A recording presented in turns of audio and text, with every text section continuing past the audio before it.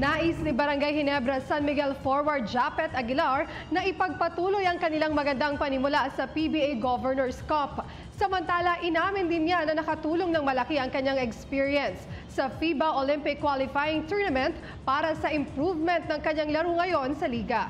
Narito muli si Arian Malyare. Duplikahin ang kanilang league debut victory. Ito ang target ni Barangay Ginebra San Miguel big man Japeth Aguilar kontra Alaska Aces sa linggo.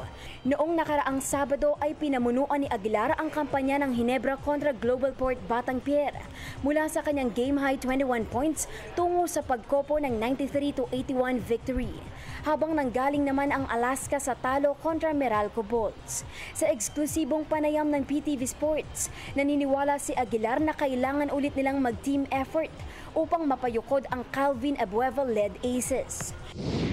Nagkataon lang siguro last time, pero yung kagandahan nung nakita ko yung stats, balance scoring naman eh. So anyone could have been the best player.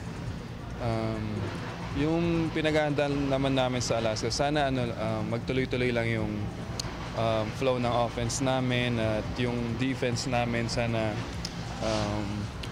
maging pa kami more cohesive. So yun. Samantala, aminado rin si Aguilar na malaking tulong sa kanya ang showing sa FIBA Olympic Qualifying Tournament kamakailan upang mapagbuti niya ang kanyang laro ngayon sa Ginebra. Madami akong natutunan sa experience namin with Gilas na yun, in-incorporate ko ngayon sa Ginebra.